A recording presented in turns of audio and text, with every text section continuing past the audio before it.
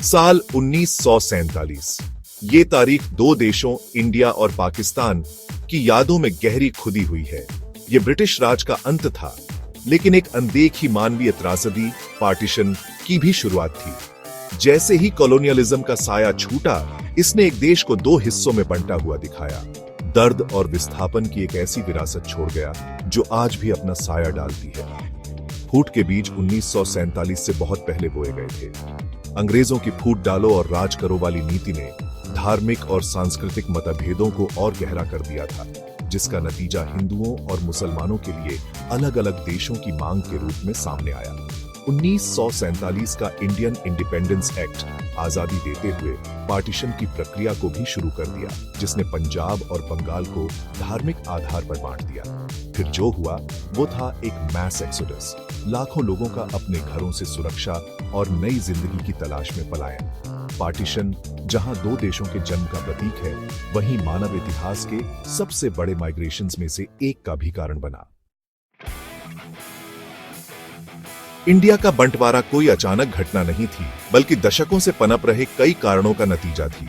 जाने अनजाने में अंग्रेजों की नीतियों ने धार्मिक तनाव को भड़काने में बड़ी भूमिका निभाई। 1909 में हिंदुओं और मुसलमानों के लिए अलग इलेक्टोरेट्स बनाना इसका एक उदाहरण है, जिसने सांप्रदायिक विभाजन को और गहरा कर दिया। हिंदुओं और मुसलमानों दोनों में राष्ट्रवादी भावनाओं का उदय ने स्थिति को और जटिल बना दिया। मुस्लिम लीग ने मोहम्मद अली जिन्ना के नेतृत्व में एक अलग मुस्लिम राज्य की मांग की। उनका तर्क था कि हिंदू बहुल स्वतंत्र भारत में मुस्लिम अल्पसंख्यक हाशिए पर चले जाएंगे। जैसे जैसे आजादी नजदीक आती गई, तनाव बढ़ता गया, जिसका नतीजा व्यापक सांप्रदायिक हिंसा के रूप में सामने आया। जल्दबाजी में बनाई गई सीमाएं रेडक्लिफ लाइन द्वारा तय की गईं, जिसे एक ऐसे आदमी ने खींचा था जो कभी इंडिया आया ही नहीं था, जिसने केओस को और बढ़ा दिया। दो सबसे अधिक आबादी वाले प्रांतों पंजाब और बंगाल का बंटवारा खास तौर पर खूनी था। दोनों तरफ भयानक हिंसा हुई।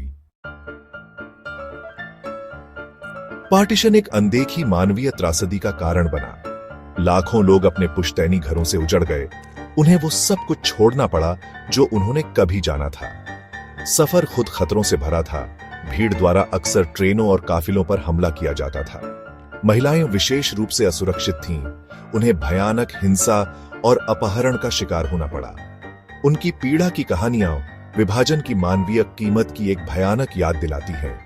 भारत और पाकिस्तान की नई बनी सरकारें राष्ट्र निर्माण की चुनौतियों से जूझ रही थीं।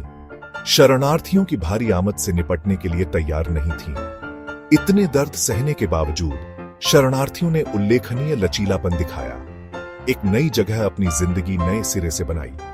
विभाजन का भारत और पाकिस्तान दोनों की जनसांख्यिकी पर गहरा प्रभाव पड़ा, जिससे दोनों देशों में बड़े धार्मिक अल्पसंख्यक पैदा हुए।